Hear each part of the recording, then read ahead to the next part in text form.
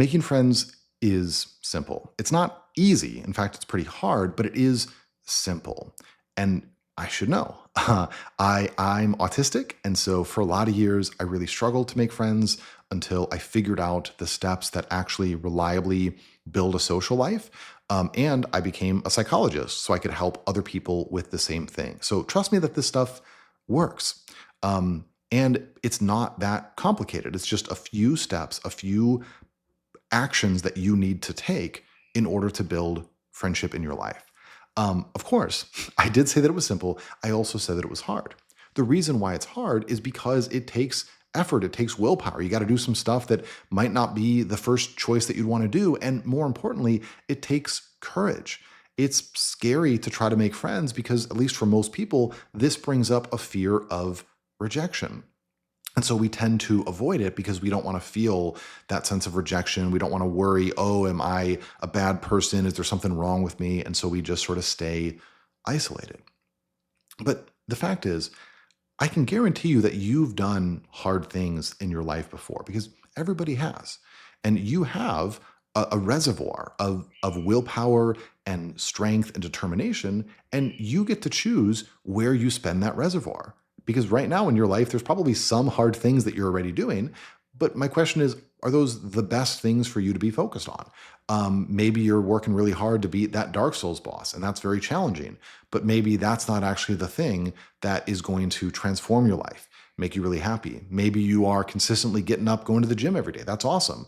But is that actually meeting the need of the loneliness that you might be carrying? So, my challenge to you is to recognize that even though making friends might be difficult, it might be scary, it's also transformative. It's one of the best things you can do for yourself. And you have the ability to do it. You can do hard, scary things. You just have to choose to do it. And that's where this part about it being simple comes in, because it's one thing to say, I'm going to do a hard, scary thing, but I'm probably going to fail. It's another thing to say, you know what, if I just stick with this, I'm confident that I'll get out the other side and I'll find what I'm looking for. And I think that that's the case with making friends because it really doesn't require that much. You just have to execute on a few simple steps. So, what are those steps? Well, the first thing is that you need to take advantage of the passive connection model. You need to build passive connections into your life. What do I mean by that? This is something that we know from psychological research. There was a guy, Leon Festinger, that studied why university students were more likely to be friends with one student but not another student. And so he's like, what are the factors that predicts whether two students will become friends? And what he found is that the biggest factor, it was not major, it was not hometown, it was not how tall they were. The biggest factor that predicted whether two students would become friends is how far away their dorm rooms were from one another. The closer the rooms were, the more likely that the two students would become friends. And this seems kind of strange, but as you think about it, it makes sense because the closer your dorm room is to somebody else, the greater the chance that you're just sort of going to bump into them randomly. You're going to have these casual, low stakes kind of interactions where you just both happen to be walking out of the building together and you can talk for 2 minutes, or you peer in the other person's door, you realize they're studying, you say, "Hey, can I study with you?" Those sort of like casual, spontaneous, low stakes interactions, those are the foundations that friendships grow from. Because trying to build a friendship out of nothing, where like, you meet somebody on Bumble BFF or whatever, and you've got 20 minutes to convince the person to be your friend, that just doesn't work. It's way too stressful. It's way too hard. But if you can kind of get to know somebody naturally over a period of time, that's where friendships can come from. The problem is that most of us, we're not living lifestyles where that can happen. We spend a lot of our time at home or at work or with our existing friends, and we don't really have the chance to meet new people and have these kind of casual, low stakes interactions over time. So, your first step, what you need to do is to build in the opportunity for passive connections over time. And the best way to do that is to find a recurring group that you can join. Find something where people show up every week, twice a month, whatever it is, but with some level of consistency, the same people, are keeping on, are coming back. And then you can go there too. And then over time, have a lot of casual, low stakes interactions with these people. This might take the form of a meetup group. It might take the form of trivia night at your favorite bar. It might take the form of a volunteer organization where, once a month people get together and they pick up trash in the local playground. Whatever it is, you need it to be something where people are the same sorts of people are showing up on a regular basis and where people are open to socializing. Because at your local movie theater, plenty of people show up all the time, but they're not really there to talk to other people. They're not interested in connection. And so it's not really a social opportunity, even though there's other people there. So it needs to be a group where people are open to socializing, they're open to engaging with somebody that they don't know, and it needs to be something where you enjoy it. Because if you go to some, social mixer where it's at a cocktail bar and everybody's making small talk and you hate all of those things, well, number one, you're not going to stick with it. You're not going to keep coming back week after week to give yourself the opportunity to really form those passive connections. And number two, you're not going to have much in common with the other people there because they all like this sort of thing and you don't. So instead, find something that you enjoy and then go to it. If you try it once or twice and you don't find that you enjoy it as much, that's fine. But then pick something else to replace it. And as you experiment with a few different things, you're going to find some groups where you're like, you know what? I enjoy going here. And so I can commit. I can be consistent. I can come back week after week. And when you do that, you will naturally start to form some passive connections. You'll get to know some people. You'll feel a little bit more comfortable with some folks. There might be a couple people where you're like, you know what? I kind of think I'd like to be friends with that person. And then when that happens, you can move on to step two. And step two, also very simple. You just have to express interest in a friendship with somebody. And you kind of need that step one first of the passive connections, because if you meet somebody off the street and then 30 seconds later you say, I want to be friends with you, well, you don't know anything about them. And so how could you be friends with them, or how could you want to be friends with them? But if you've had some good interactions with somebody, you'll get a little bit of a sense of, hey, I think we've got some things in common. I think there's some compatibility. So let's give this a try. And those are the people that you want to reach out to. And it's very straightforward what you need to do.